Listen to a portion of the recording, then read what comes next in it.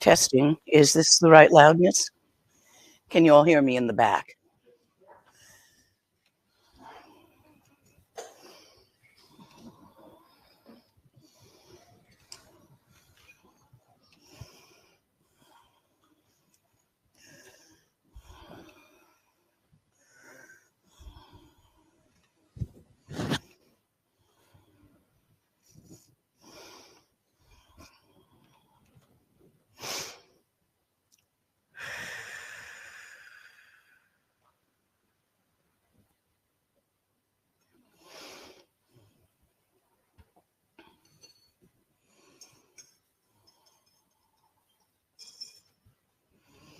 Juku Zongbo Gombo Yi Georgie Sempagera Georgie Dang Shere Singi Bardu Shin Labdi Neda Mazan Tata Tusum Chi Dzogchen Jupe Lama Lama Again Kama So Deb Dorji Chang Chitilo Narodang Marpa Mila Gompo Tsatsapa Na Pupadang Palden Drupa Suk Kagyu Lama Namla Sulo Deb Ochen Lama Nama Solo Deb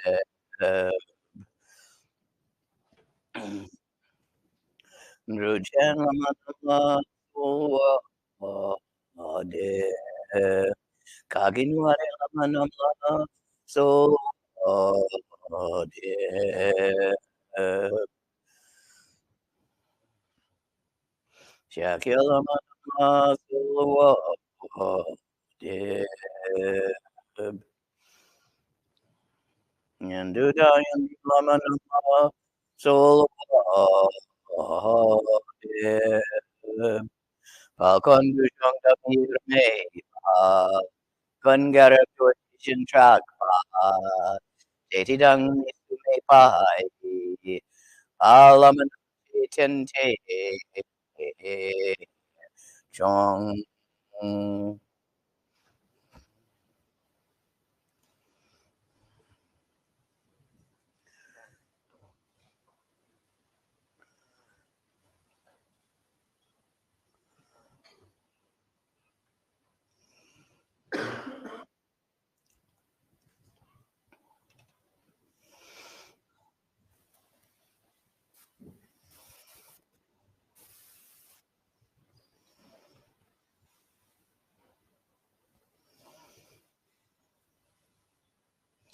Since the root of all phenomena lies in the mind, it is through seeking the key to your own mind that you will come to know the mind's secret and gain insight into all phenomena. What that says is start at the easy end. Come to recognize the nature of thoughts while thinking them before you attack feelings or perceptions. Feelings ride the thoughts. If you do not understand the thoughts which dress and clothe the feelings, you will be unable to strip them naked. And you cannot free a feeling while it's wearing a girdle. You have to strip it naked to set it free. It is the constraints of the feelings that makes them poisonous. When anger and fear are not constrained by the need to not feel them, You only act out anger to make it go away because you feel better after you throw the teapot. Do you not? Teapot tossers in this room? Or you suppress the anger and pretend you're not angry because you're a good Dharma student. So you step on it with your ego. Both of these things squish it. And it squeaks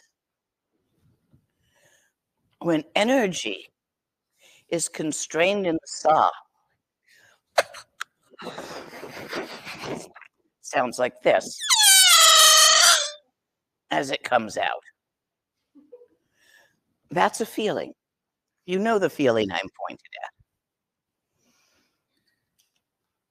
at. So your trick is going to be to free the emotion, to free the perception from the embroilment in the thoughts wrapped around it, which are constraining and distorting it into what you are naming fear and anger. When freed, it is the wisdom of mirror-like wisdom, the clarity of equanimity. But when constrained and squeaking, it squeaks like anxiety. It squeaks like anger. And so you don't like it, and you tighten it more, and it squeaks louder. And this causes you suffering. And in an attempt to stop it from making that noise, you flail. And this causes suffering to those around you. Let go. But you cannot let go until you strip the story that justifies or suppresses it. Your story that anger and fear are bad. You should not feel this. Old Dharma story. Well, that's wrapped around it, distorting the mirror-like wisdom into the squeak of anger and fear. Without the distortion,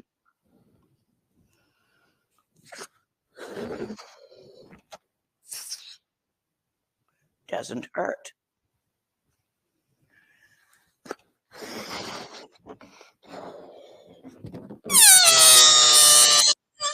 That hurts, doesn't it?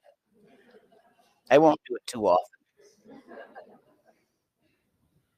That's the squeezing, the distortion. The pain is the noise it makes in your thought, in your channels. Channel squeaks hurt. They also can cause physical illnesses. They can give you hives. They can disturb your heart. They can make you hear things or see things that are not heard or seen by those around you. These are all channel squeaks.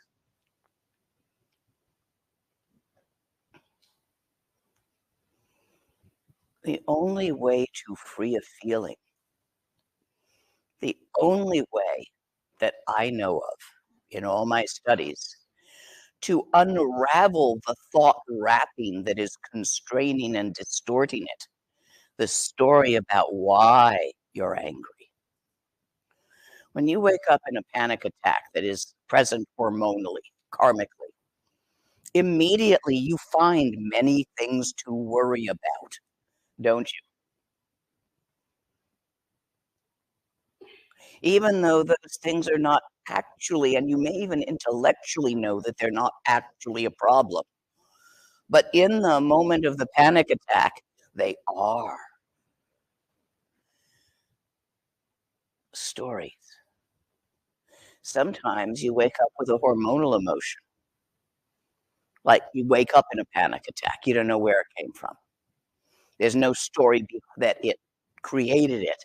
But as soon as you've got it, you're certainly going to wrap it up in one. the whys and wherefores, the justifications. This is the story.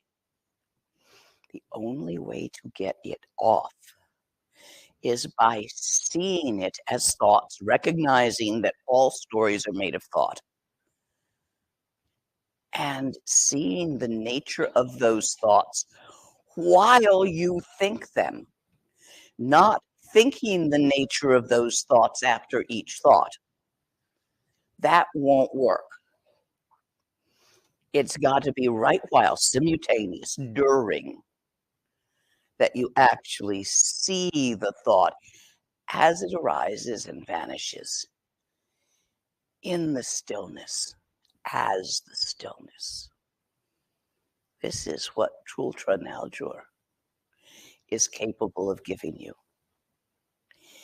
When you have accomplished Trultra Naljur, you will be freed from the tyranny of your feelings. It will automatically allow you to neither suppress nor justify the emotions going through. You will have the ability to free them, even from their name, which is their underwear. Anger, anxiety, fear, jealousy, avarice, lust, depression, all of these. Even the name will be freed.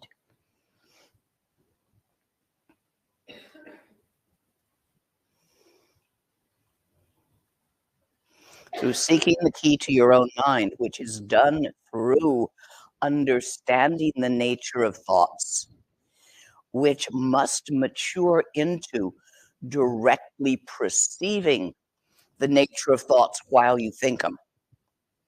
This is the key to your own mind. This is mind's secret, the nature of its inhabitants, of its occurrences, of its doings. It is Trultra Naljur. This gives you insight into all phenomena.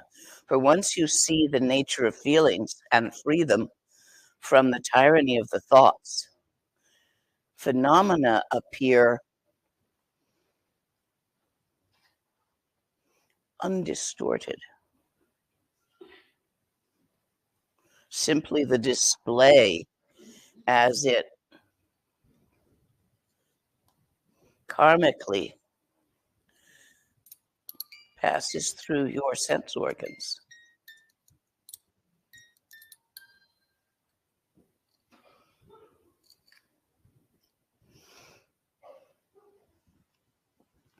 This Trultra Naljur makes the perception of Rochik, one taste, sometimes called selflessness, but it's not like he will take away the self you currently have. Nothing is lost. It is simply seen for what it is. Heap, pile, slippy slidey, clump, glob, rather than thing.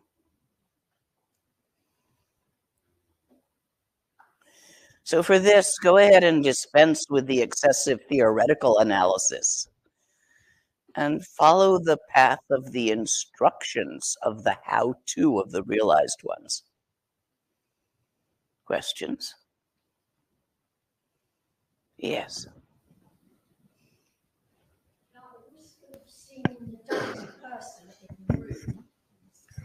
Excuse me? At the risk of sounding like the dumbest person here, I just want some clarity.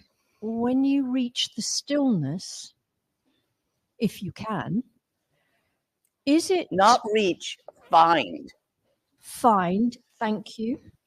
When you find the stillness, is it mind on mind, watching the thoughts come and go, the feelings, or am I getting that confused with Dzogchen? No, that is correct. Fine. We call it the stillness. In Dzogchen, it is called nature of mind. Okay. Tawa, Yeah. the view. We're pointing at the same thing by different words. I've been known to call it George on occasion. Okay. Because the words aren't the point. No, and my son, who's over there, we had a discussion this morning about Mahamudra. Somewhere he read about sealing, the Great Seal. Does that mean anything to you? Different translations of the word mudra. Okay. It can be gesture, pointing, seal.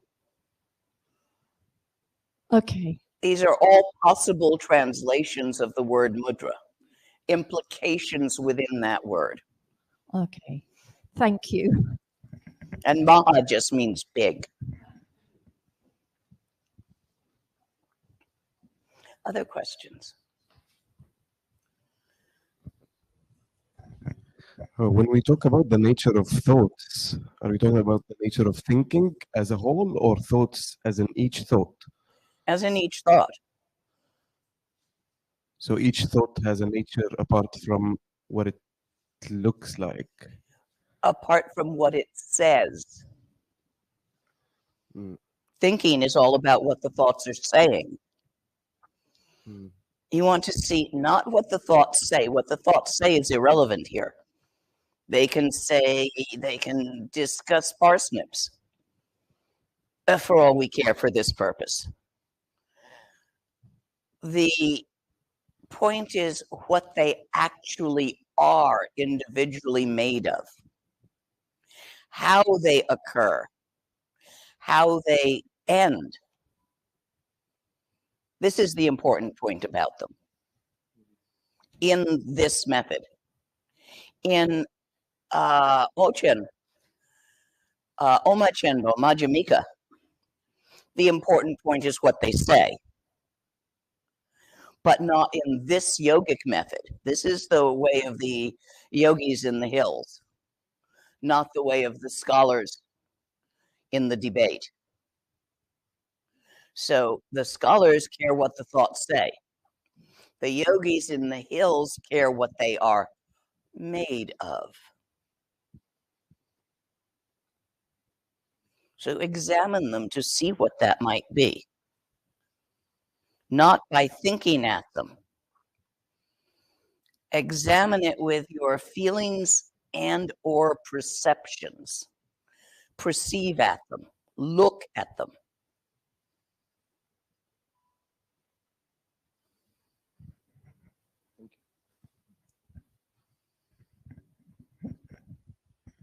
This is another question, Dzogchen Mahamudra. So my formal sitting practice is a Dzogchen practice, the Dzogchen approach.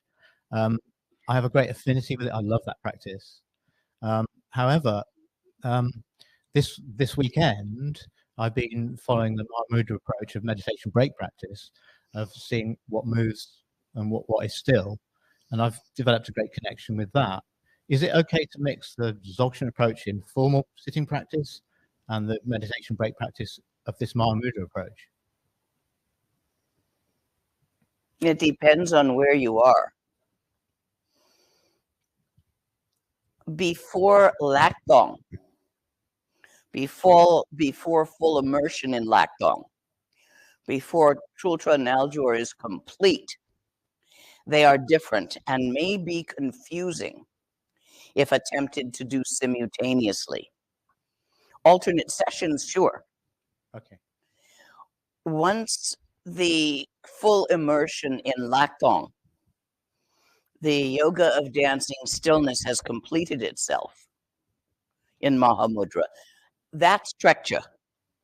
Then you really don't have a difference. The only problem is that people who have gone to Trekcha first will try to stabilize it. Yeah, I understand that. Yeah. which is, you know, the favorite Dzogchen oops. Yeah, yeah. So maybe I should stick with the quick looking approach of Dzogchen meditation break practice. It's up to you. Okay. You could switch to the other for a few months. Yeah. It's just you can't quite do them in the same session because they're just No. slightly different. Yeah. So if you've had a problem with trying to stabilize anything in your practice, you might do Mahamudra for a while so you understand why that isn't working. Okay. If that has not been a problem for you, you might continue with Dzogchen. It's just that's where people get fooled in Dzogchen. And they think they're supposed to stabilize their trekcha, as if something that was not stable could be made stable. No, you're supposed to find the inherent stability of Tawa, the certainty of that. Other questions? I have just a follow-up to the same question, basically, because yes, I've been doing Dzogchen all along. So you said not to mix them, but I have, and then that somehow stillness comes spontaneously, but it really doesn't. Yes, that's Shine, not stillness. Okay. In So, Dzogchen terminology, that's the Shine aspect of trekcha. okay. So the pebble thing really helped. Like the first time I managed to stop my mind a little bit. Like from racing. So then would you recommend that I follow, and I really like the systematicity of this. Yes, I do. You know, it's like it gives you step by step and you can check it. And then okay, but then let's say you feel like you can accomplish maybe up to number, the movement and the stillness together, but then the stillness is a problem. So do you do the stillness until it's really stable and then forward, or like I'm not sure. I'm not sure I understand your question. Okay, stillness, the focus is the biggest problem for me personally. Right? Maintaining a single point of focus, don't. Oh, okay. If you can't maintain a single point of focus, good. Okay. What you want is open focus. Okay. That's much when easier. you hold your mind still on the pebble briefly, it's going to spring back. It does, yeah. Yeah, it does. That's not what's meant.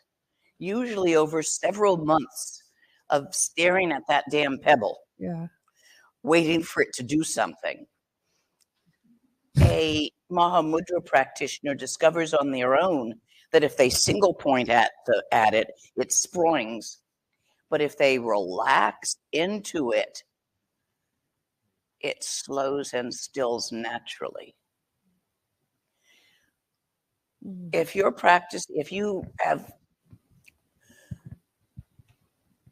now some people have concentration focus and such that they can get it to hold still with the pebble for a little while. Cool. I never could make it do that.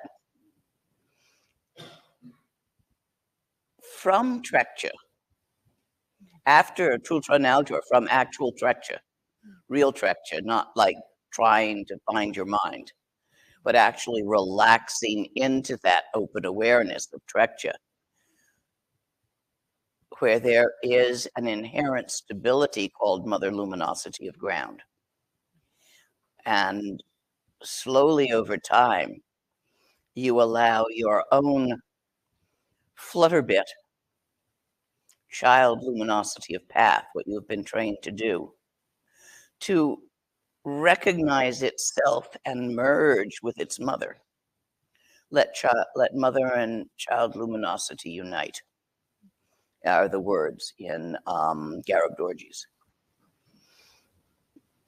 That's the actual stabilization, which is not anything that was not previously stable being stabled. The unstable path that you have been practicing in and out of, trying to create, recognizes the mother and relaxes, just as a lost child when they finally find their mom. Ma, ah. And all the stress goes out of them because mama's here. Does that Yes. help as an answer? Yes, thank you. So don't try to do the pebble. I don't think so. I think you're going to squish it. Thank you. Instead, relax more and more into an open focus of Trekja. Usually it takes several months of the pebble before the student notices on their own that the only thing that brings forth any length of time of stillness beyond a few moments is the relaxed open focus. They find that by experimenting. Eventually they're sort of half dozing off and they do it by accident. There's a lot of, in the Tibetan system, leaving you to flail at it and do it wrong 6 ways until you find the right way, rather than clearly explaining it to you. It didn't get explained to me, not until after I'd figured it out. It's a style of teaching. Traditional. Very little instruction. Just go do this, this, and this. And then you find out what it does. They don't tell you.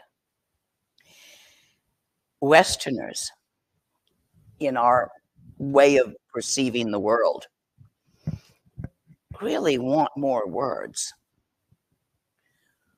So, okay. You like hot sauce on that? I'll put hot sauce on it for you. I don't care. But please, not on the crepes. Other questions? Thank you for running about with that. I realized the way I used to form relationships with other people is through exchanging emotional support, offloading onto each other, or affirming each other's narratives. So once I stopped doing that, although I feel more grounded and supported by lots of people, I also feel unable to form close personal relationships. So I wonder, have I missed something, or what are the relationships I think like? your definition of what it is that a close personal relationship feels like may be based on your past experience of them. And you want to be open to a new kind, a new flavor of close personal relationships. If all of your food and nourishment has been British cooking all your life, and then you move to Szechuan, I'm just thinking of a cuisine that's remarkably different. Hong Kong's a little bit similar, but Szechuan's really different.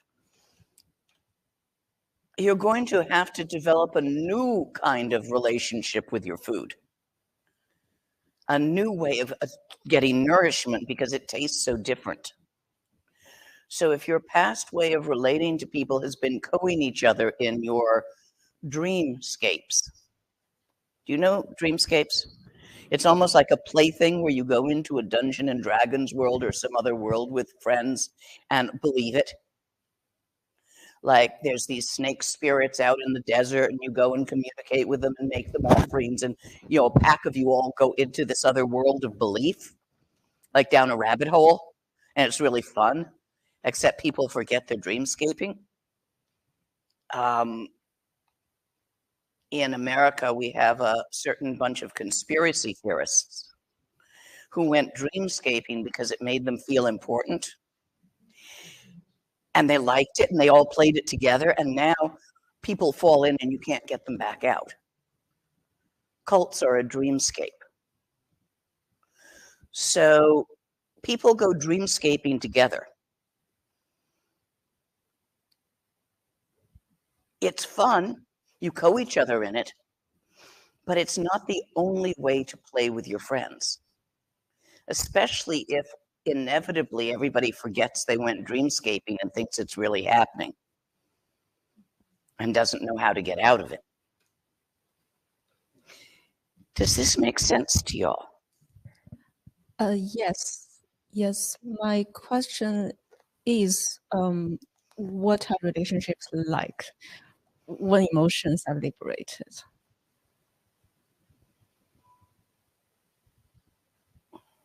Bodhicitta, a sensation of warmth and love. I do not find mine are based on one particular thing. They're all different. So many different flavors according to who it's with. I tend to get close to people who don't bug me over much.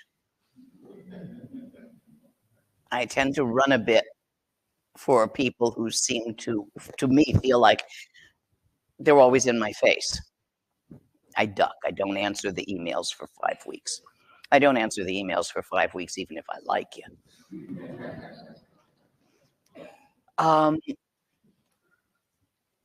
I think you're going to have to find that out experimentally. I don't know what they will taste like for you. Be open to different flavors of relationship. I have had close friends with whom I do only one thing. They're close to my heart. They're some of my best friends, but all we do together is play poker, play cards. We get together every so often and do that one thing. And our relationship is around that. We don't do dinner together or share other things. We don't even like the same kinds of food, but we do enjoy these games together. I've had friends that I've just done Dungeons and Dragons with. Friends that I only meet at orgies. Close ones. I mean, you do get close to people there. There's no one flavor. You might find out which flavor you like best now that you don't have only the flavor of dreamscaping together. Going each other's realities. Does that help any? I can't answer you what they shall look like because I don't know what they're going to look like for you. Yeah, that helps. Thank you. The less how it should be you put on your friends, especially the how they should be, the more remarkable people you will be able to be friends with in different ways. Not everyone will share everything with you, even your mate, or mates, plural if you're poly. There's an overlap. You share what's in here, but this is yours. They don't like ice skating. You do. You don't like playing pool. They do. So you share here the whole, you have kids together, your house, you like the house, you decorate the same, you like the same foods, but you go off separately to ice skate and play pool. You never try to be a complete union with somebody. It squishes both of them. Soulmate my ass.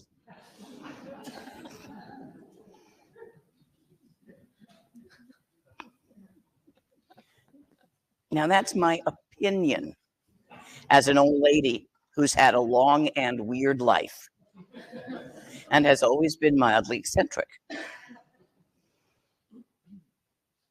Find out for yourself what they look like.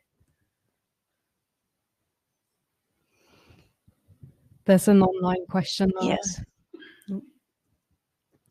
So it says, before I met Lama Lena, I used to meditate on impermanence. Now I'm confused. What is the difference between impermanence and movement? None. It's the same thing. These are different words. One starts with an M, one starts with an I. But other than that, we're pointing at the same thing using different words. Impermanence is moving. Some things move rather slowly, like the tours in Devon on top of those hills. Very slow moving. Some things move very quickly, like tiny little bugs.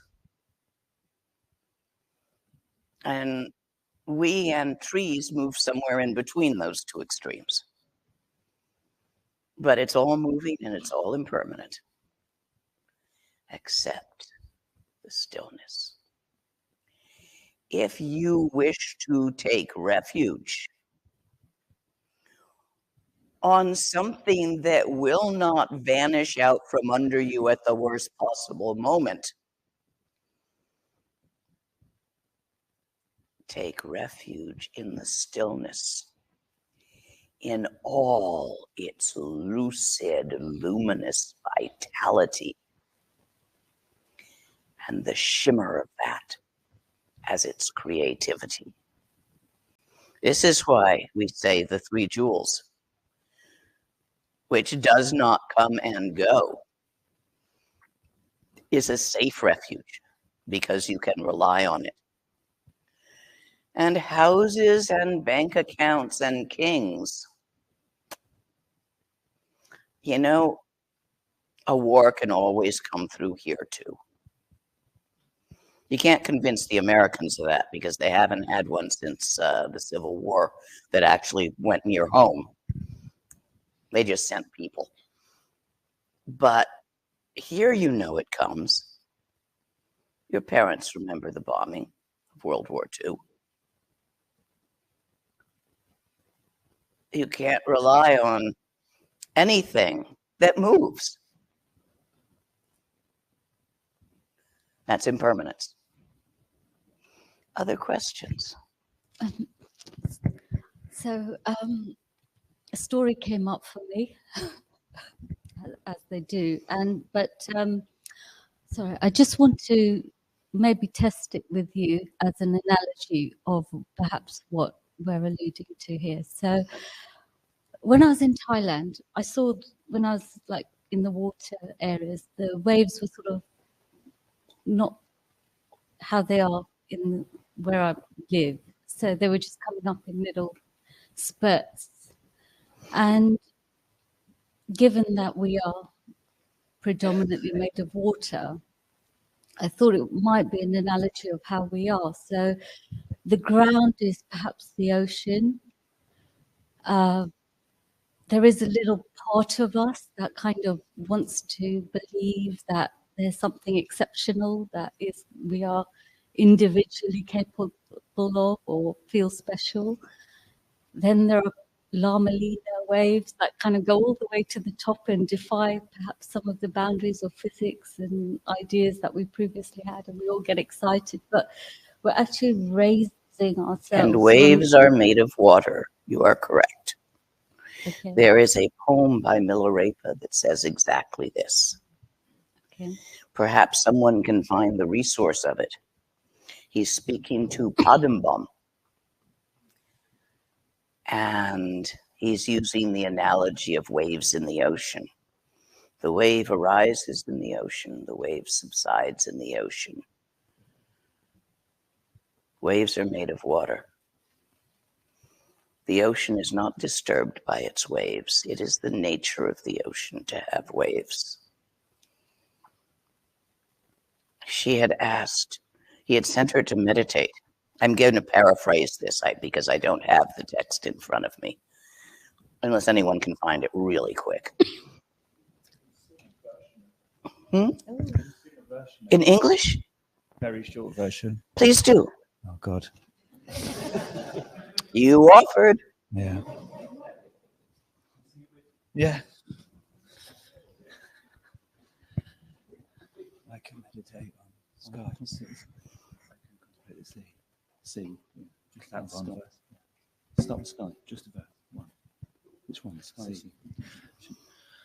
I can contemplate the sea, but waves make me uneasy.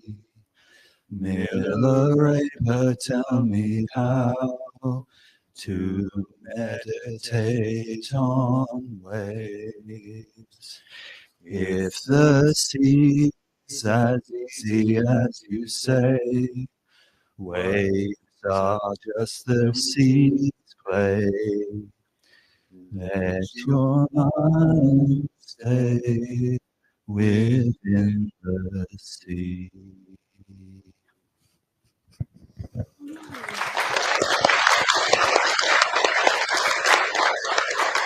Thank you. Thank you. Is this what you were saying? And Find the whole poem sometime. It goes on about using the analogy of the mountain, the ocean, the sky and its clouds, the mind and its thoughts. And also the delusion that none of those drops could reach the top without standing on the back of all the others. So it's that. Now that bit I have not heard. Let me look.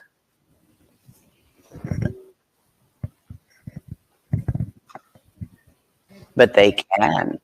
The top is at the surface of the water. You only think the top is far above.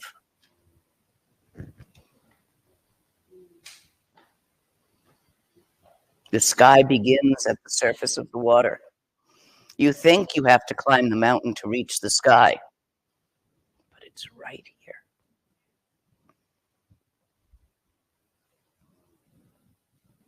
Other questions?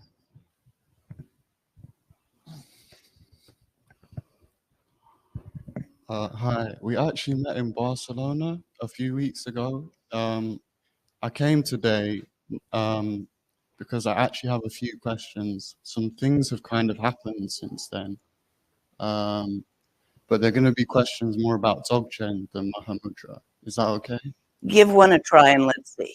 Okay, so like recently, I had the kind of experience for the first time of like getting a sort of nyam pop, like a proper one. Like, and when it popped, it was like, it didn't really feel like a pop. It was more like an explosion. And then everything was like really unsteady for a while. It was like a, like what just happened kind of thing. And then after that, there was like, so I've had this experience like a handful of times since the Barcelona teachings now, where after that kind of like unsteady, like kind of exploding thing, there's like the big me and then the small me, and it's like simultaneous, like at the same time. Now, watch it here. Any description you give is inaccurate. It's not like that, is it really? No, it's okay. So no, you're not hearing me. Okay. There's a point here. Behind the pet, behind the nyam, nothing at all. If you found something you can describe in any way, it's just another nyam.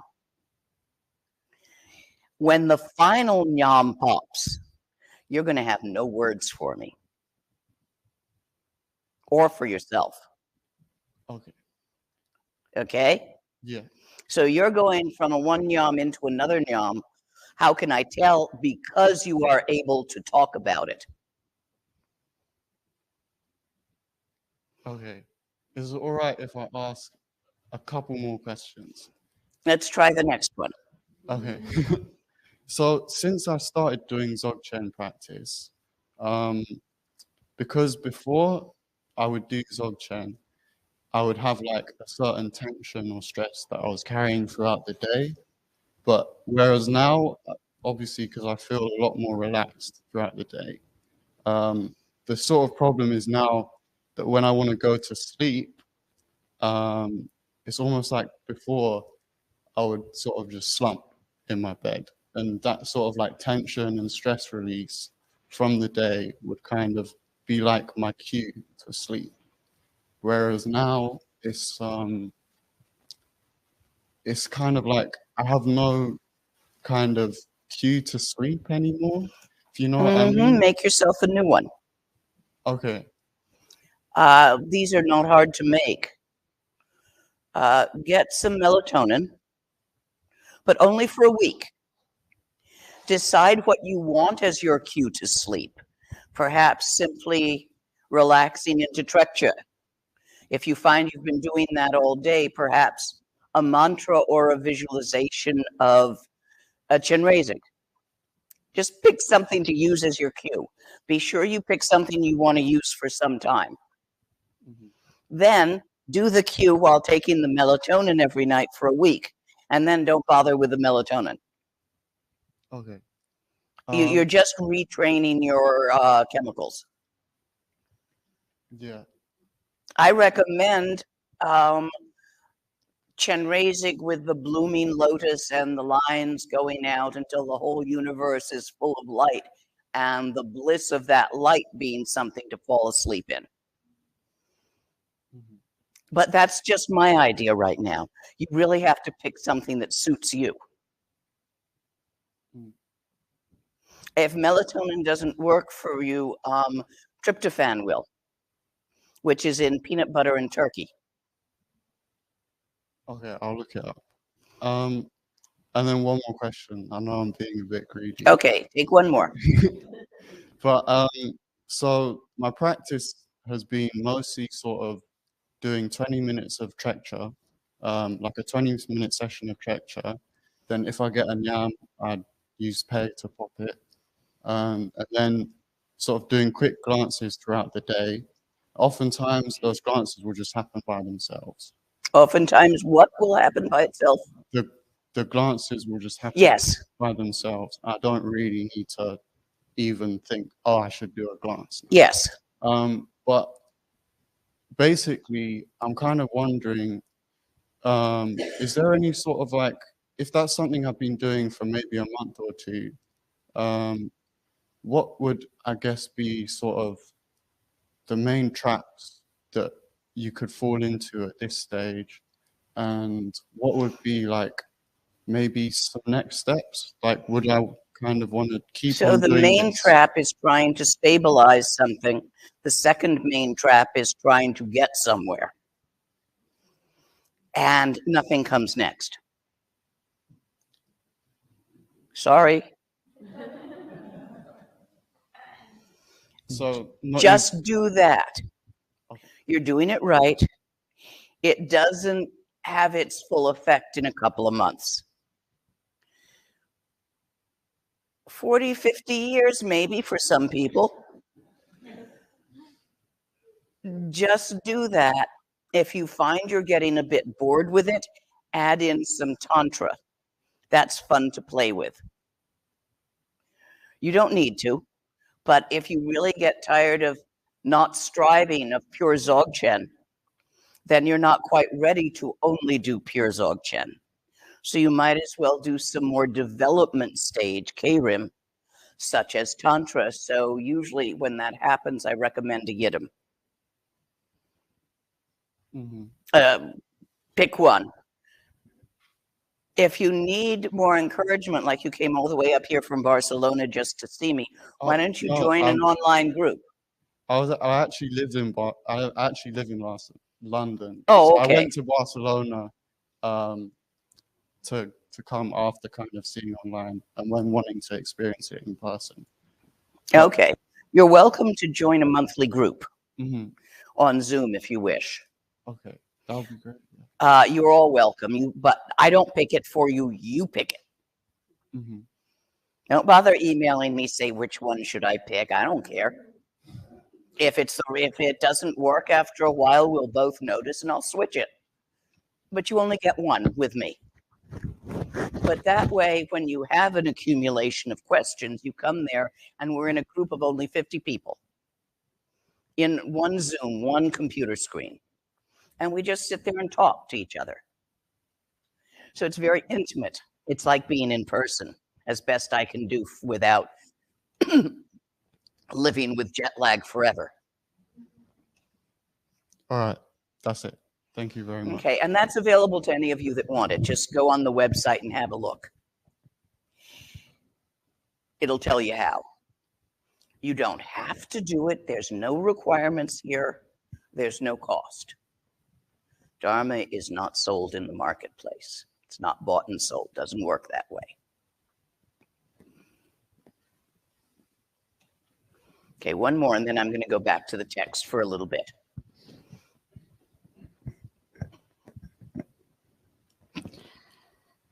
Lama, you've mentioned, including just now,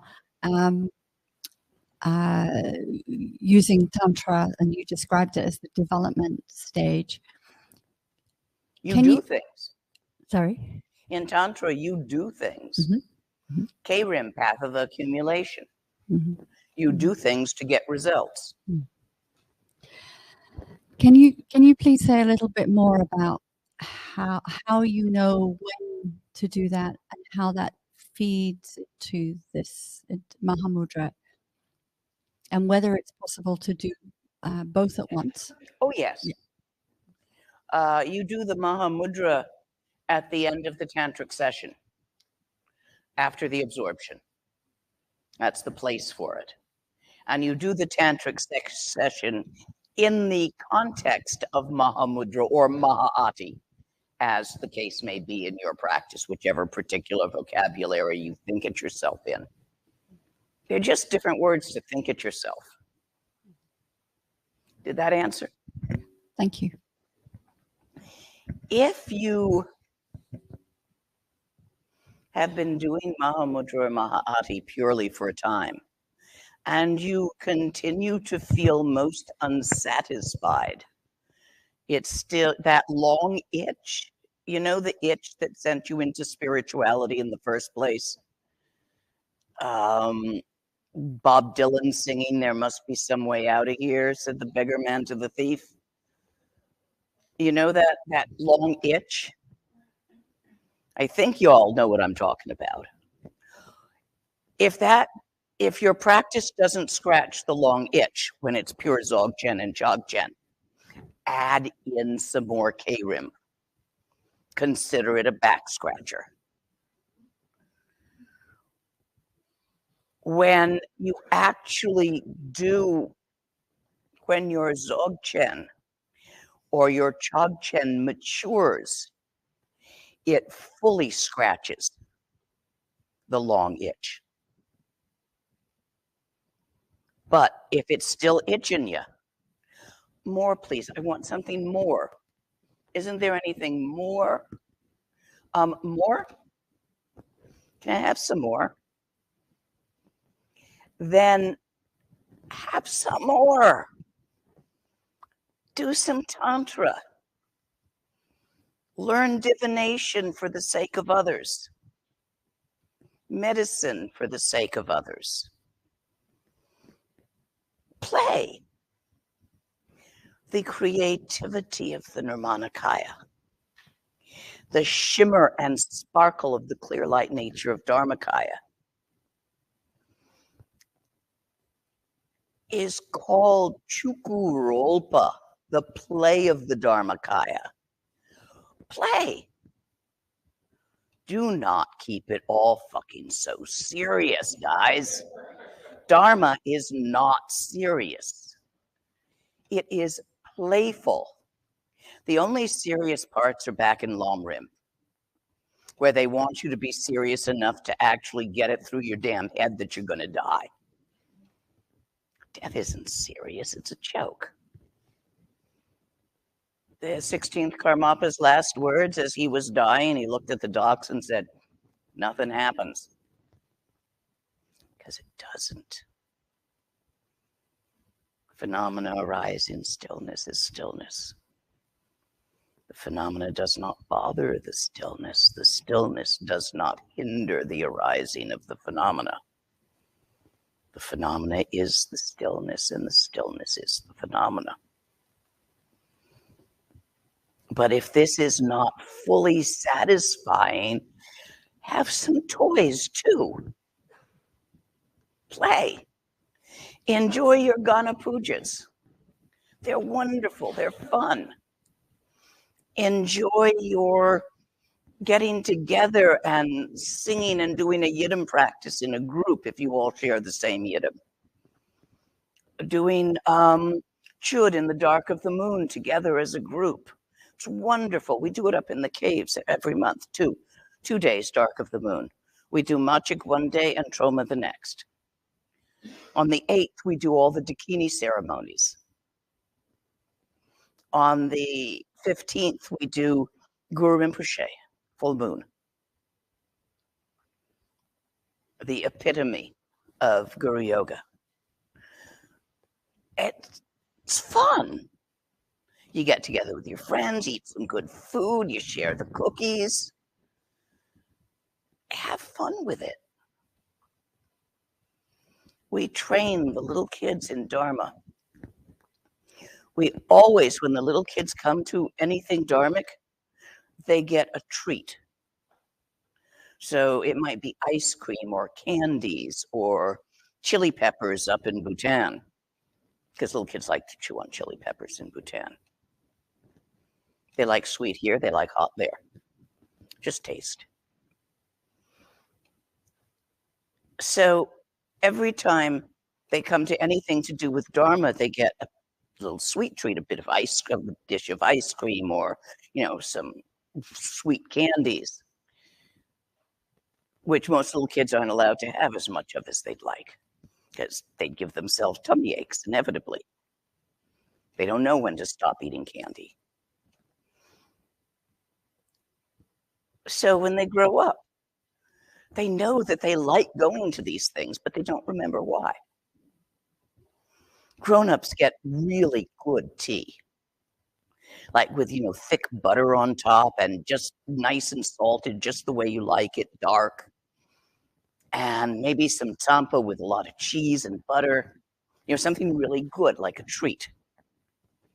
There's always that when you get together for ceremony. It's fun. Let me encourage you to have fun with your practice. Hell, if you're just doing Dzogchen, go do it in a pub with your homies. Have fun. Do you understand what I'm pointing for? This is not Puritan.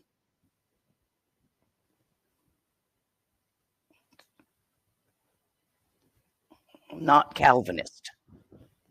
Not Protestant.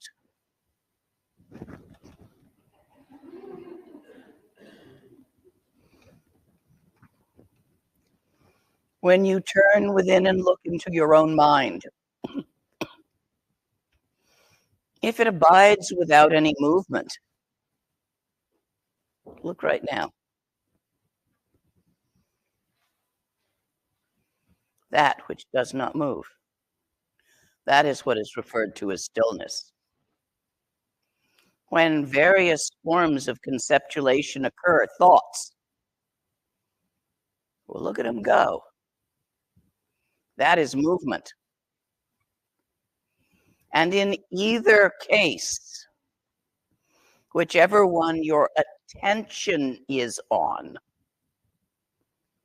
the mind's own capacity to know itself is what we call awareness. Its capacity to perceive stillness, movement. This is awareness, the seer. Its capacity to, we use to see as a sort of a euphemism for all perceptions. It's not literally eyeballs.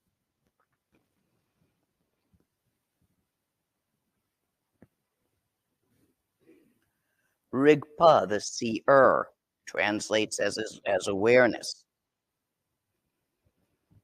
If you sustain this continuously, mistranslation.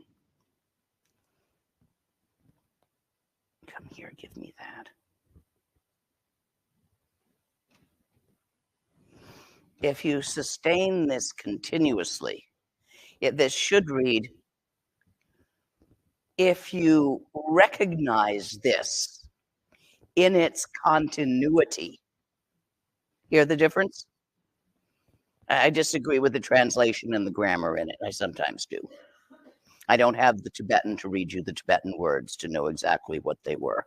I know where to get it, but it's not here in front of me, and it'll take me a while to find.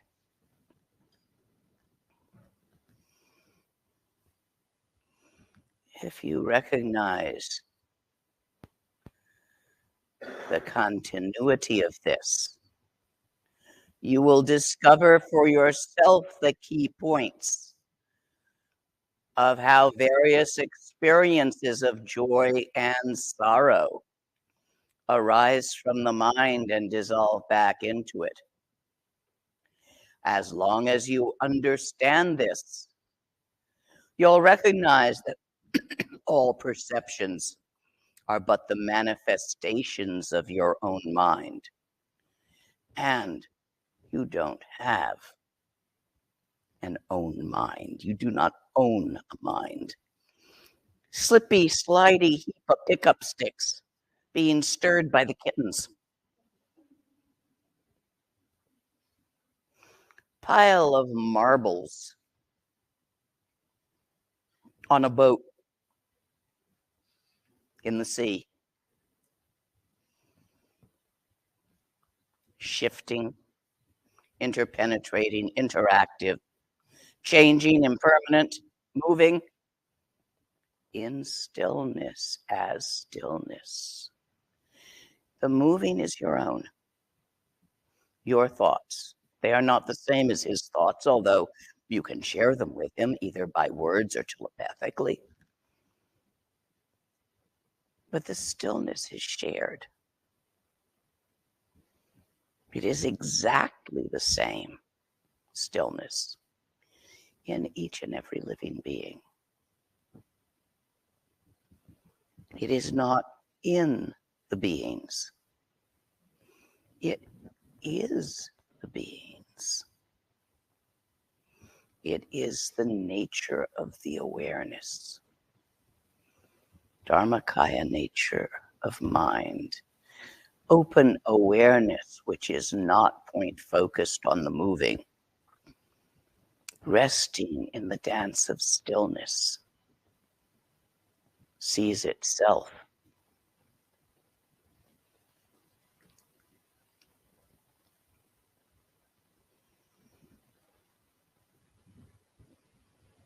So all your various experiences of joy and sorrow arise from the mind, arise in the mind, and dissolve back into the mind. In this recognition, you see that all perceptions are but the manifestation of your own mind. And then by looking directly into this mind's essence, whether it is still or active in any given moment, whether it is both still and active or neither still nor active in any given moment, you understand that although it manifests in varied ways, it is utterly empty and lacks any true essence. You will know that it is this emptiness is not a blankness like empty space, but an emptiness that includes the most sublime of features. The vitality, the awake awareness, the clear light, the lucidity, the luminosity. All these words point at the same thing. You are the shimmer. Dakas, dakinis, refers to the sparkle. Diamond fairies. That was an old John Reynolds translation. I loved it. Vajradakinis.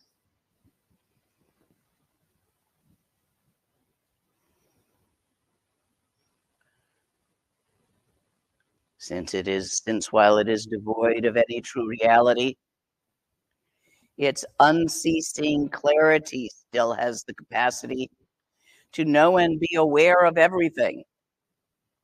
Can you see that? Look with me. Movement, which is yours personally, but not so personally because you got it from everything that ever happened to you, and that was others. The movement of the moment. No thing moves. The dance of stillness. Aware of itself. It is the very dance. The Trultra Naljor, the dance of stillness that creates the awareness. It is the very awareness that creates the dancing stillness. Interpenetrating three jewels, no separate.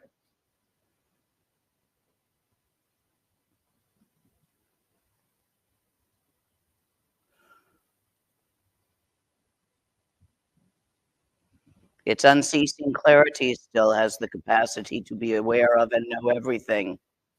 When you understand mind's crucial secret in this way, the looker and that which is looked at are not separate. And when mind looks at itself, it is itself. And you no longer see Tawa over there. Yar Tawa. You no longer see the stillness and the moving in front of you. You are the dance of stillness, Dakini. You are the dance of stillness, Daka. This is what Khandro and Pawa will refer to. One who recognizes themselves as the dance of stillness, not outside looking in.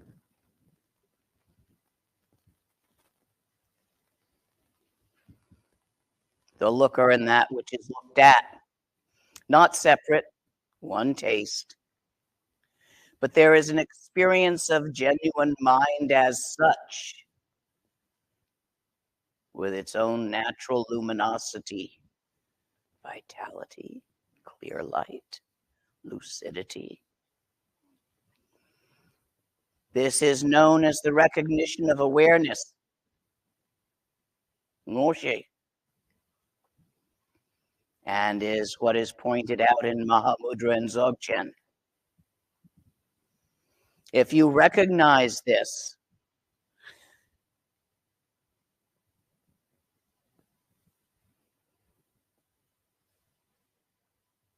often enough, it will sustain itself. Text here says, if you can sustain this. No, it's not a doing to sustain it. Don't do that. Frequently know it. Notice it, be it, relax in it, wallow in it, roll in it. You change, your heap, shifting, changes by what it perceives. The shifting nature of the moving is changed by its movement, its flow. When you recognize your own nature in this way, mind seeing mind,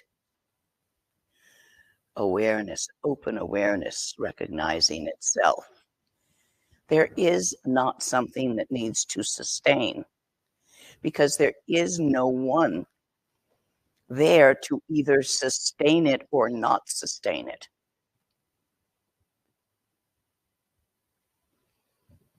It simply is itself. It's always been like that. You didn't make it that way. You didn't achieve it. It's always been that way. You finally let go of the crap and noticed.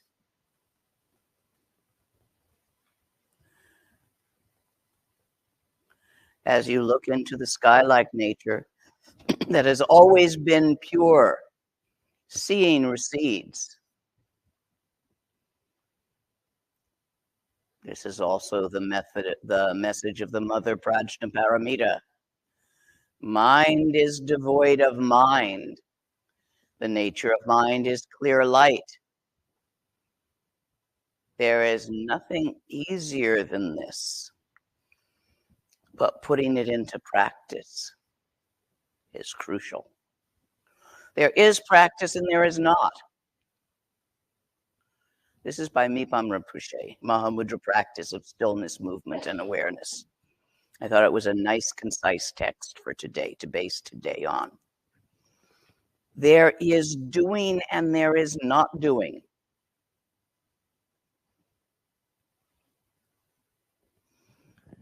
You relax into that natural awareness, which is aware of itself as the dancing stillness. But you don't do anything to it. One taste must mature into non-meditation. Non-created meditation. Not done. Done presupposes a doer doing something to something. It presupposes a dissatisfaction with something. Therefore, you will fix it. You've chased what you want from your dissatisfactions, wanting to be satisfied. You fled from your dissatisfactions that you don't want from beginningless time. Stop. Let go. Relax. Leave it be as it is. It's right there. This is the key point of Mahamudra.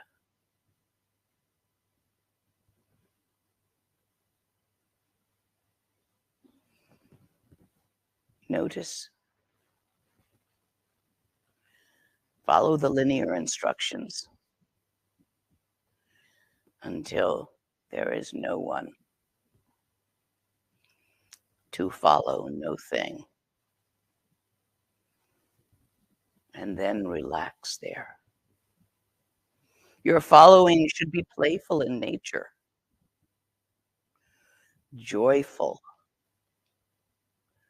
and loving.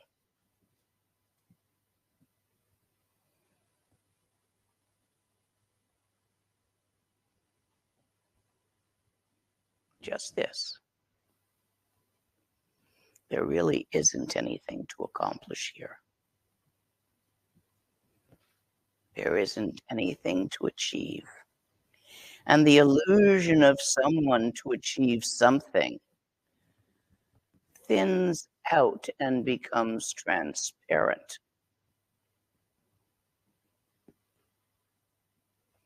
Over time. Don't rush. Don't run. Relax. See where, when you get home tonight, see where your practice is and go from there.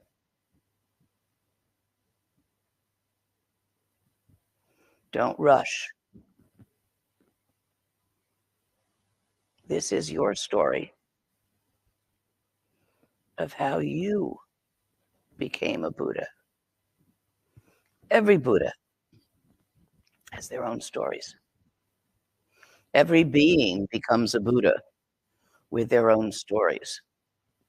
You've heard some of Gautama's stories in the sutras of past lives, of things he did.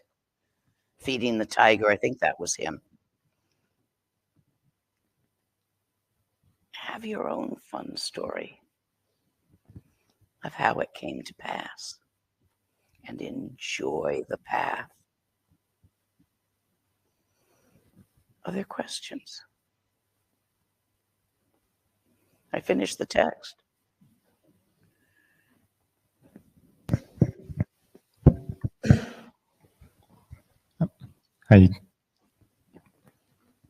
Previously I heard some claims about gurus that they were able to remain in, to be in pure awareness uninterruptedly and without effort at all times, even in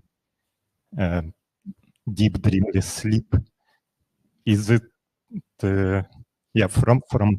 from your perspective, is it even possible, or is it something we should try to achieve? And oh, do not try to achieve it, please. Yes, it's possible, but you will never achieve this by trying.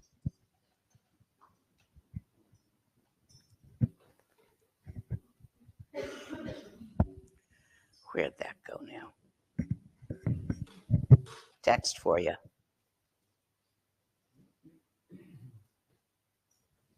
It's in there.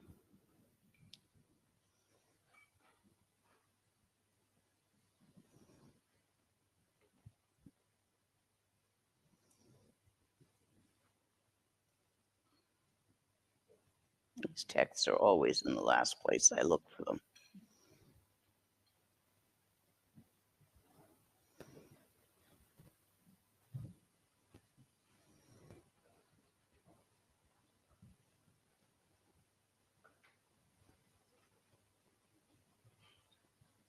There we are.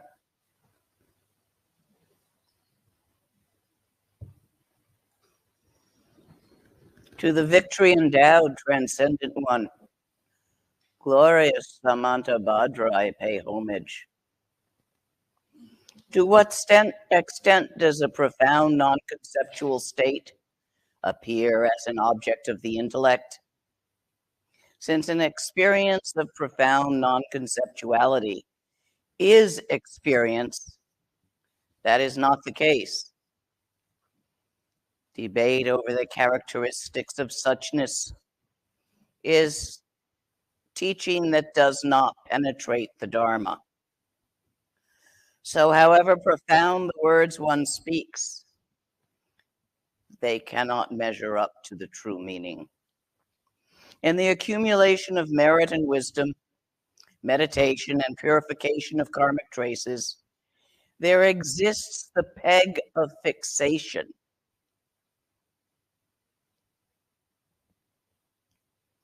In the ungraspable sky, there is no artificial improvement. So sitting upright cross-legged and all body artificiality of method arises from attachment to the idea of the body. In the sky without karma, there is nothing to improve. Sky-like primordial presence has no crossed legs or straight posture and aligned channels. Being naturally present in the sky, it is not the basis for alterations of the sky. That basically says, don't fuck with it. The nature of mind, the sky-like sphere of enlightenment, is not the basis for attaining enlightenment. The nature of mind without base or root is not found by searching for it. Like the sky, here, there, everywhere.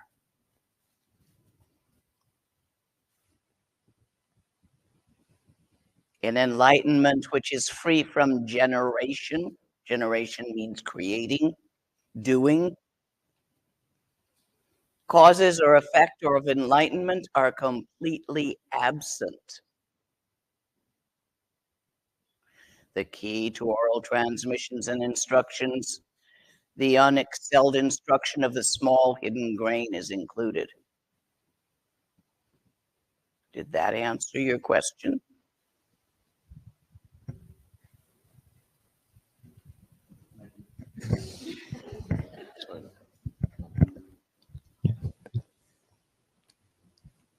Yeah, and I guess I wanted to intuitively, I mean, yeah, I feel like there's nothing to achieve, and yeah, everything already is, but be aware of it, be able to recognize in mind and brain, it's another story. And should we try to do that, or it also pointless? This is why I said, go look where you are in this moment. You're changing. There is no you that's always there. There is no you to get enlightened. Nor is there any enlightenment to get or acquire. There is simply suchness. And it's always been there. And you don't have to do anything about it or fix it. Nonetheless, life hurts. Lovers die. Everybody dies. Grief's a bitch. You lose what you love. What you fear catches up to you. If you're not afraid of old age, you should be. Believe me.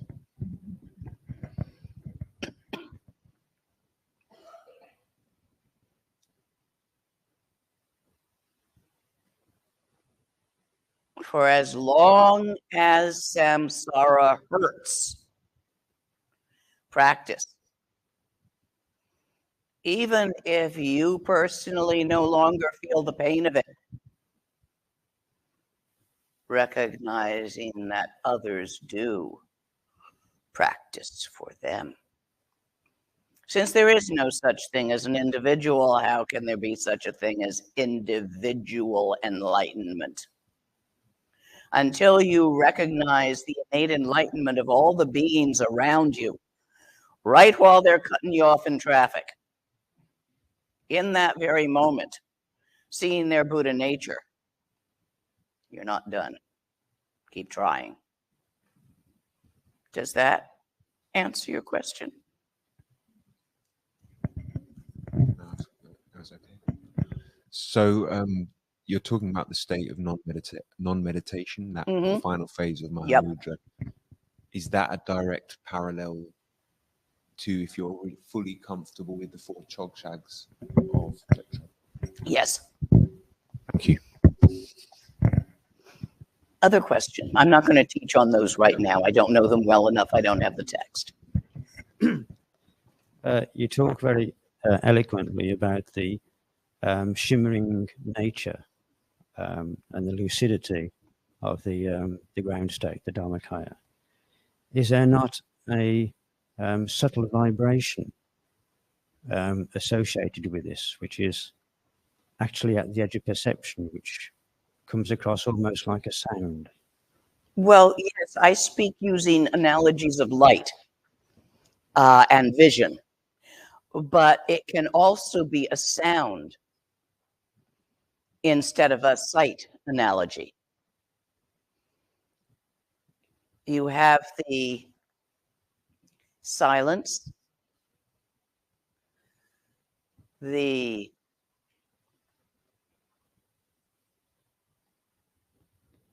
matrix of air. I'm making analogies in which sound can exist, because in a vacuum it can't.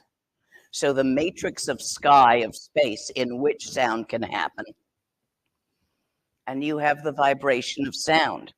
This is the same thing as the infinite openness, the lucidity, the luminosity, and the sparkle. You're just using sound analogies. Because in my better moments, I seem to be aware of almost a sound, an inner sound. In my better moments, I seem to be almost aware of an inner sound, an inner vibration. That is a phenomena. It's always there. When my attention isn't always there, but when I can shift my attention to that place, it's so always is there. A ringing in one's ears. It's not tinnitus, I had both at the same time. Since I do not perceive that, I do not know what it is. Okay, keep asking different lamas. Somebody will know what you're talking about. Oh, and do you have a text for an idiot's guide to Mahamudra, which you could for recommend? What? Do you have like an idiot's guide to Mahamudra, a text which you could recommend? A text? The best text from Mahamudra. Yeah, I would probably recommend the 8 Dohas, which are songs of enlightenment of 8 siddhas, all different ways of expressing it. Very beautiful. Saraha's in there, Virupa, Tilopa, Naropa, Napopa, several of them in there. If you want something more orderly, Naropa's sister, what's her name? Somebody remember? No. Niguma did a very nice orderly one on progression and completion. So I'd recommend both of those.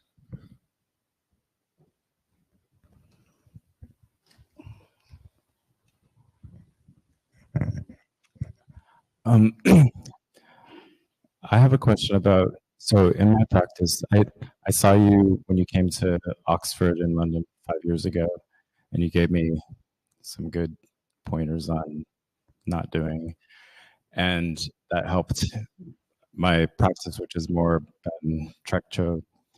And I have, but I, with the Mahamudra and the practice of the dancing stillness, I've often had this experience of, it's a non-duality, but I feel this subtle like enjoyment of like recognizing the. Keep looking at who feels. Mm-hmm. And then whereas in Trekcho, it's more of everything becomes space. There's more of a quality of, there's not that enjoyment of like noticing how senses and awareness are not Keep separate. going to the other side of that. So not. Don't notice that. drag. Go more into the Trekcho, or just like drop it. No relationship to it. Like to the. Trekcha also has the aspect in it of one taste. Once you are practicing real Trekcha and not the preliminaries of looking for your mind, staring at Tawa, when you've actually found Trekcha through brief moments, then in there is a subtle sensation of a doer and a done. Pay attention to who the doer is, what's doing it. Mm-hmm. Let your focus bring that into the Trekcha. Until it is very clear, not by thinking it, but just gut clear, Mm-hmm. that the doer and the done and the deed are the same. They taste the same. There's no separation. At this point, you should be noticing in your daily life certain eases of function at times, coming and going. This is often called the flow. We're talking Dzogchen terms, where because there is no doer separate from the doing, the whole thing slides with a certain smoothness, even when it's bumpy. Like the flight gets delayed, you miss your connection. You know, these are bumps, but the bumps are smooth. I don't know how to explain it. Mm-hmm. There's a smoothness to the way you flow in the bumps. And you can't make this happen.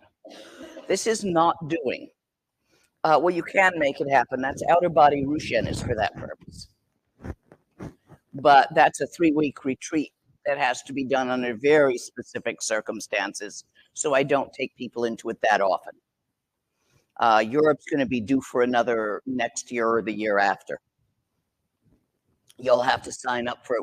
When we got enough people, we make the arrangements. But you got to be able to take 3 weeks off. You cannot do it in parts. It won't work.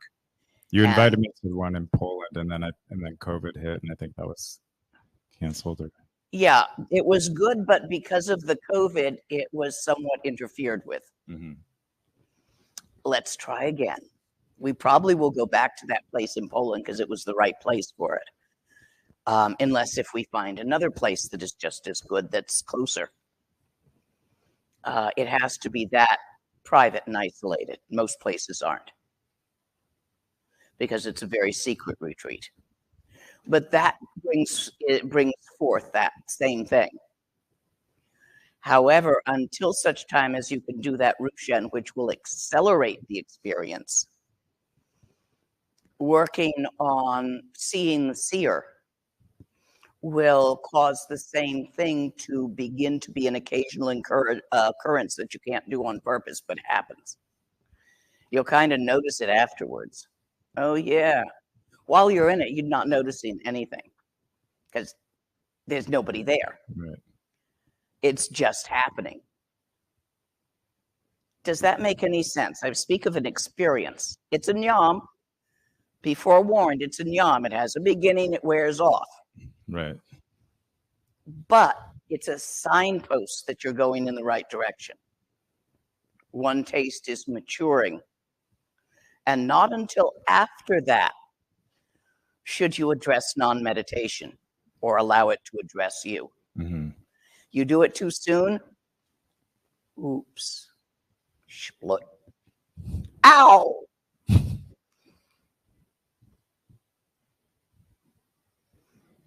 We have up here for the mic, or unless you're not finished.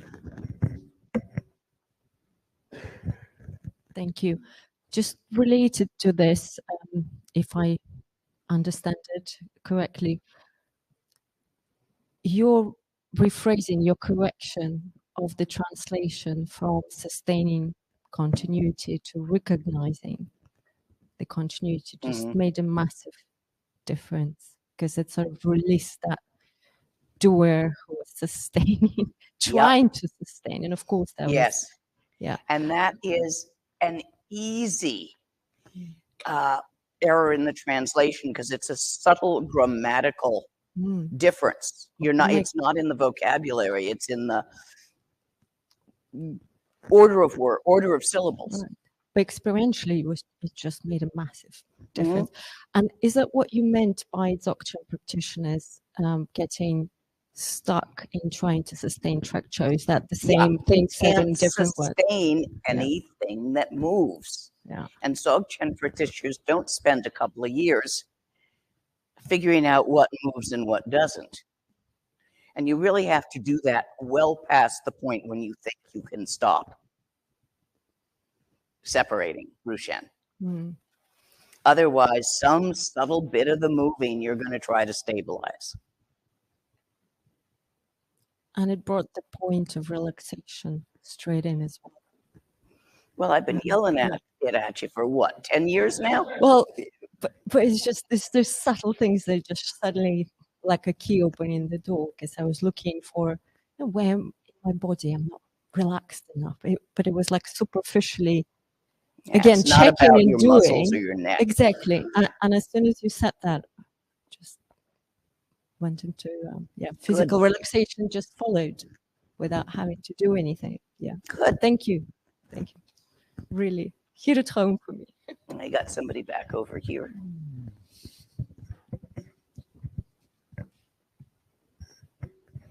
Thank you, Lama Lena. Been incredibly amazing to be here. I'm super grateful for you. I'm super grateful for my root teacher, because I could just, Palga Rinpoche, Lama Candice, Wangdor Rinpoche, I just feel all of these amazing beings talking through you.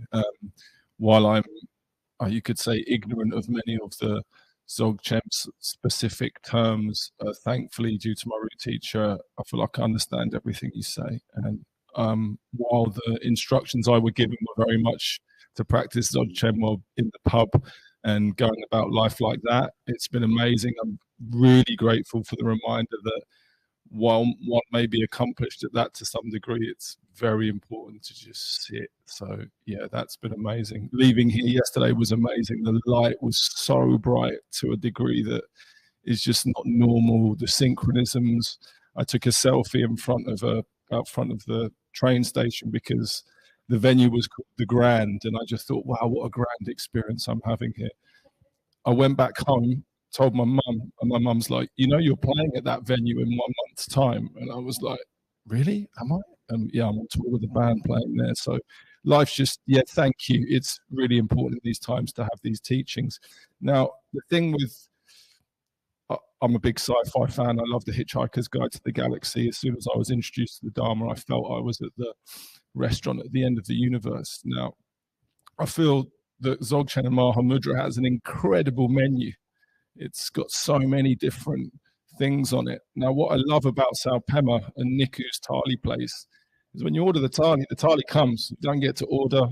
It's just presented to you. Now, if you were to present just one teaching or pith instruction, what would that be? Relax. Let go. Leave it be.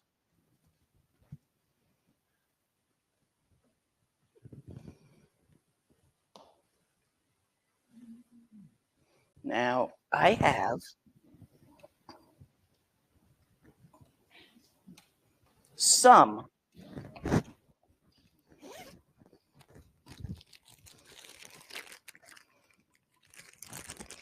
but not enough for everyone bracelets that say that. So what I'm going to say is, those of you who really, really want one, come up. I know there's a few. You really want one. Yes, you get one. And I understand, yes, this is important. I wish I had enough left for everyone, but we're going to get one person here who will take the names and postal addresses of the people who want one and didn't get one. Okay? And I'll send them on to you.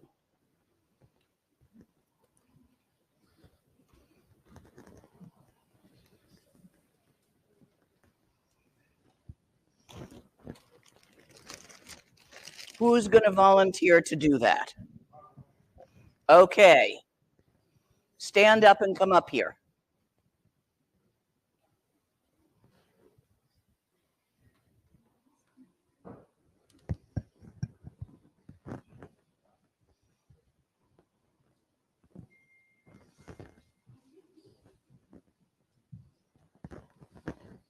Okay, those of you who don't get one and want one, give your name and postal address to this person.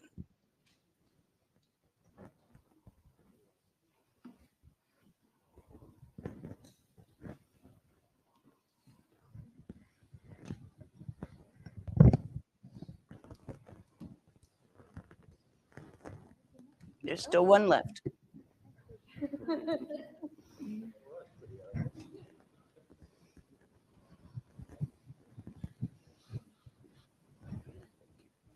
Did everyone who really wants one get one?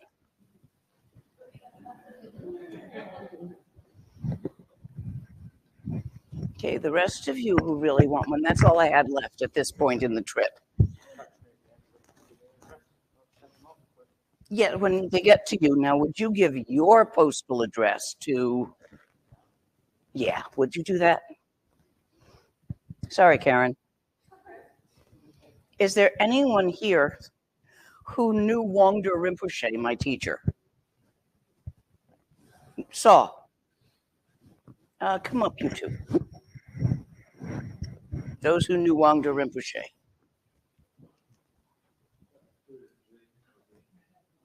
What?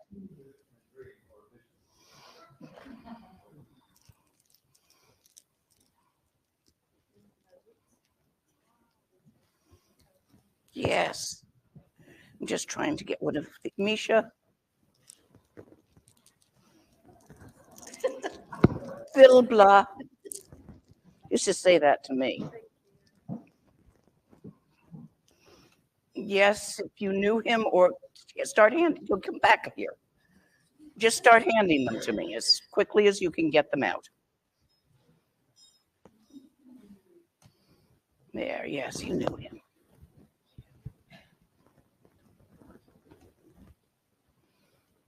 I also include if you met him in a vision.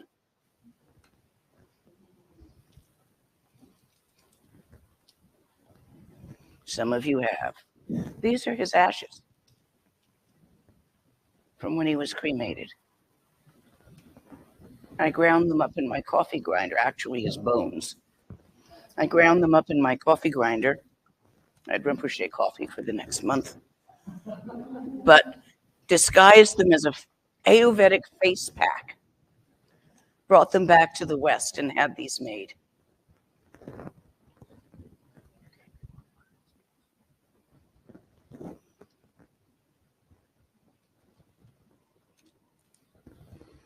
So if you knew him or saw him in a vision, Okay, let's put the rest back in here.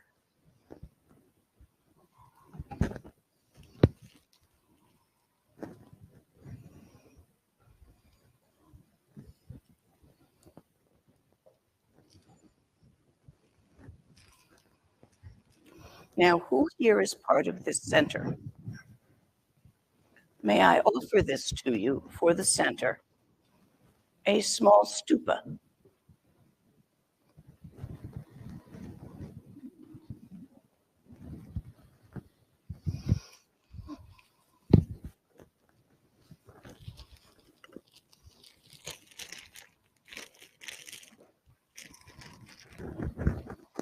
Is anyone here facing great difficulties in this moment?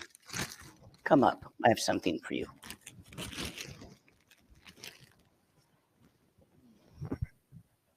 Just if you're really in the shit right now.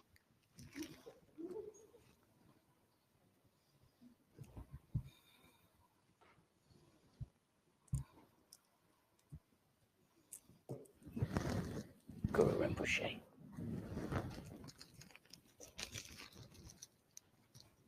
Mahakala. Mahakala, protector.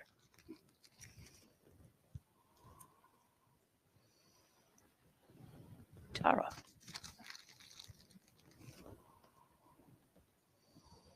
Guru Rinpoche. There's only a few of these, so it's only if you're really, if your life's in a mess. These are protections. Guru Rinpoche.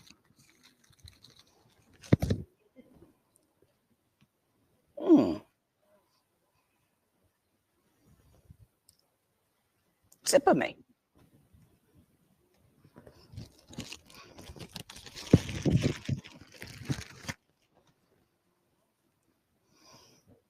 Chinrazik.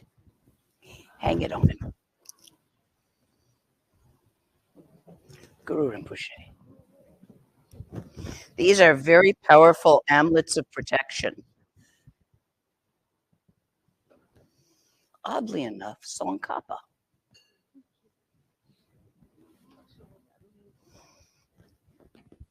Enjoy.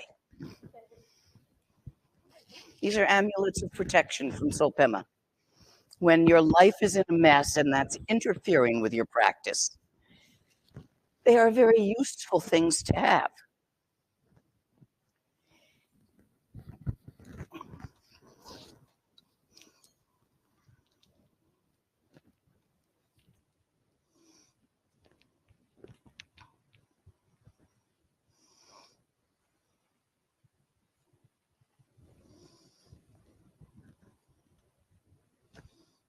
No, but I have a nature of mind.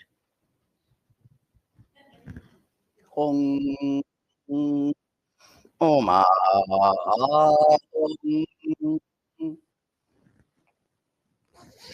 Just because it's fun to give things away. First parameter. So this is kind of, getting it lighter so that I can actually get it in my bag. Thank you. Other questions? Got somebody in the back.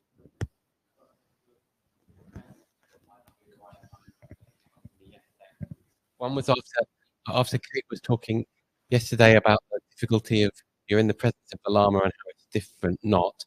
And I wondered if you had a calling in the presence of the Lama and what?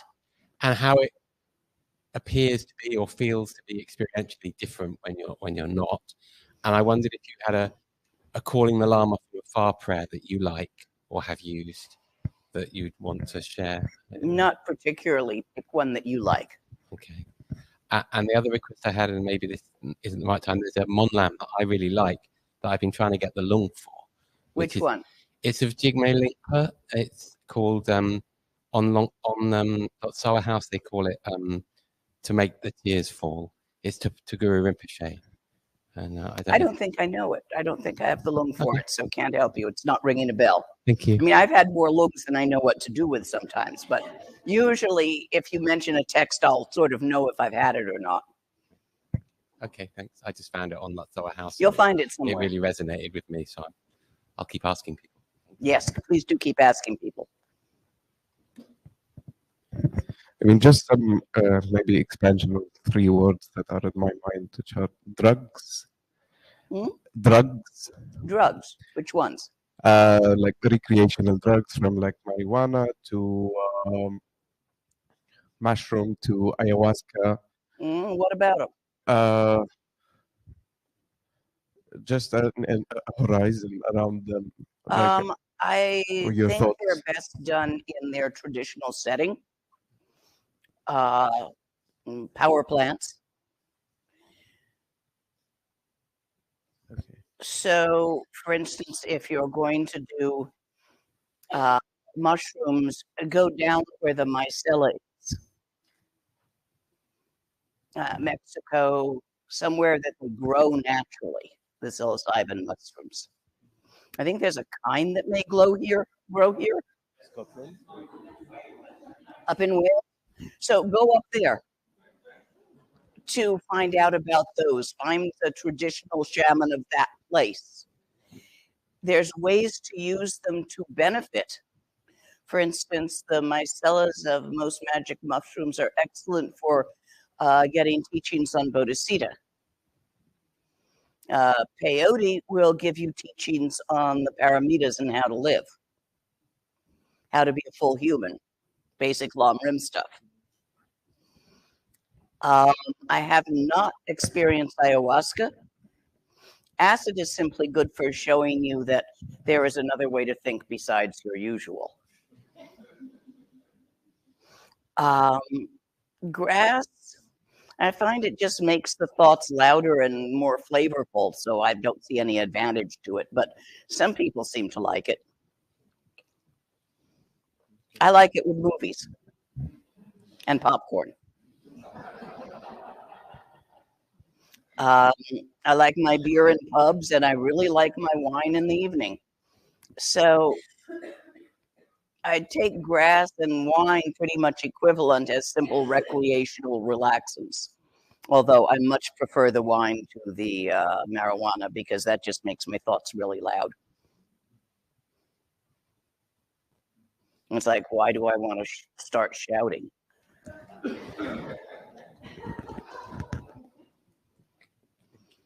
And just the other word is money, as in discomfort with the transaction of money, and just finding it difficult to deal with it.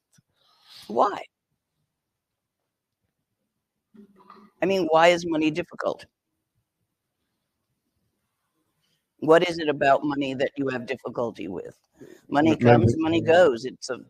It's around.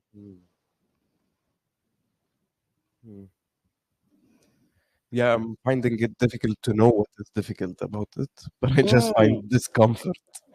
But you're uncomfortable with it.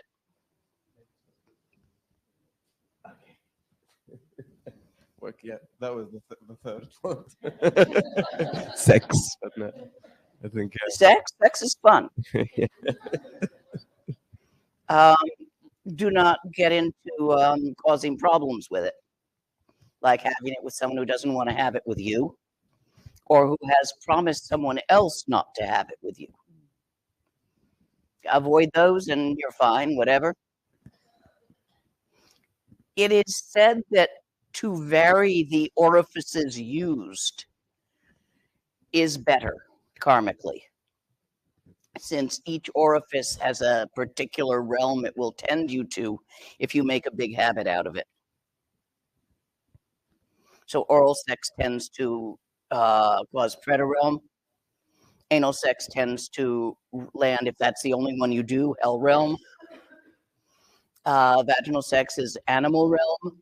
So, you know, keep it varied, play. So you don't create only one karma. That's my opinion. I've had the teachings on, you know, the sex create this sex does this karma, this does that karma. And the only thing I can think is, well, just keep it varied so you don't overdo anything. But that's what I say, not anything I've read in a text. Money is just dried energy. You know, you gather some energy by working. You get some dried form of it that you can exchange with someone else for something you want.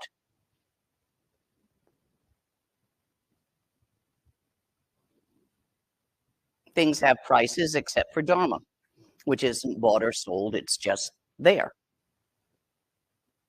I mean, how could I possibly try to sell you your own true nature? You already have it. What am I selling you? That's a scam.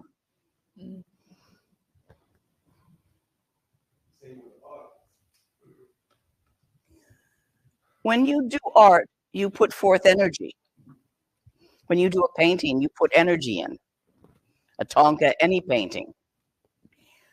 You need to receive that energy back from society, people, when that painting departs and goes elsewhere. So you sell it for money. That's different. That's a solid object, a Tonka, that you put energy into painting. That's why, again, a teacher puts energy into teaching. Offerings are made according to whatever you want. Some people are rich, some people are poor, some people are generous, some people are not.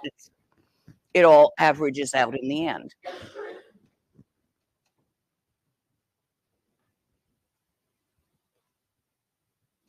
Other questions? Lama Lena, thank you very much for the clarity of this weekend. It's been very precious. Thank you. You're welcome. And I'd like to know what the Tibetan words are in the bracelet you've given. Would you tell us? Let me read it to you because I can never remember exactly. I wondered if it was the translation of the English words. It is. But I'd love to know the Tibetan In words. Tibetan, if it's possible. Lulaja,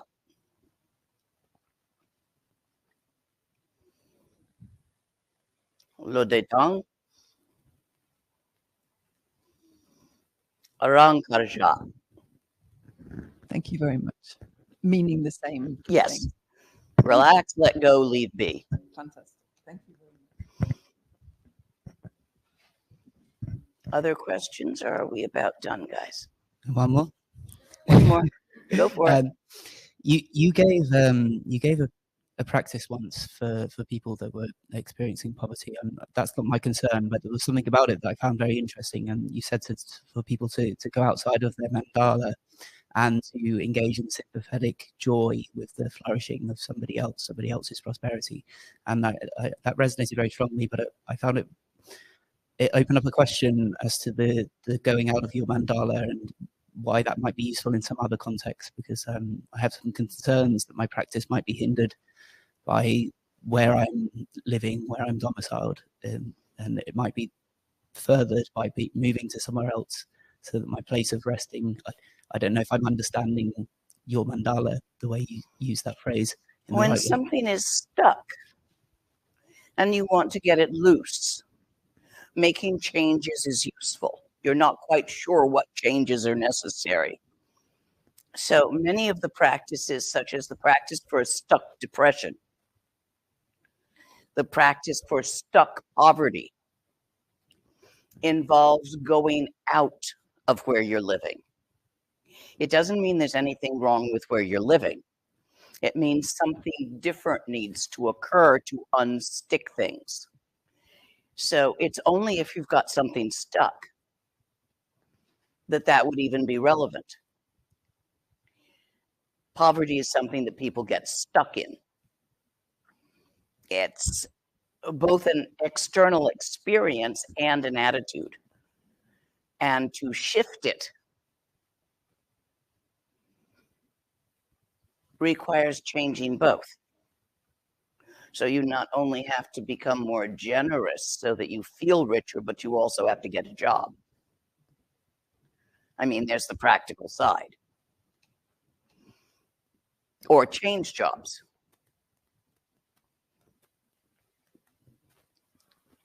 That's when money is stuck, when depression is stuck. Getting out of your mandala is necessary, because you sort of wrap it around yourself like a gray cloak. Does that answer your question? Thank you. Anybody else?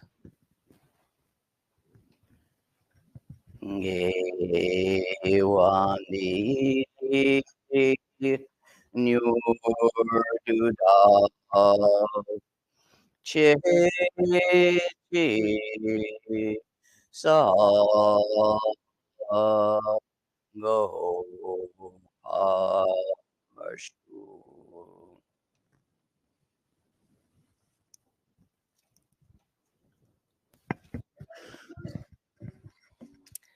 Thank you so very much, Lama Lena.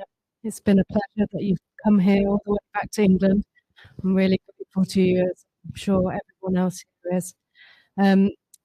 If anybody would like to offer Lama Lena some dana, obviously she says she doesn't accept money or cash transaction for her teachings, but if you'd like to make an offering of dana, please feel free to do so. There's some katas as well. You can offer a kata. If you don't have your own, we've got some here that you can borrow.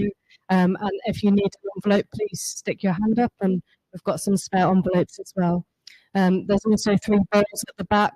One is for the Spiti nuns to build their monastery in Sopema, and there's one there for Lama Lena's accommodation and travel costs, and one for the centre and staff costs. Thank you so much. Do be generous to the center. This wouldn't happen if they didn't have a place for it.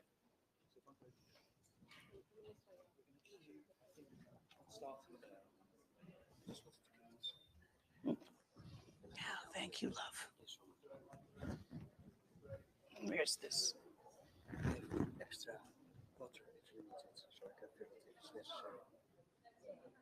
There's nothing in here. There's not much. You better fill this for me. Take it now. Oh, thank you. I don't think so either. I'm not sure why they're having them over there.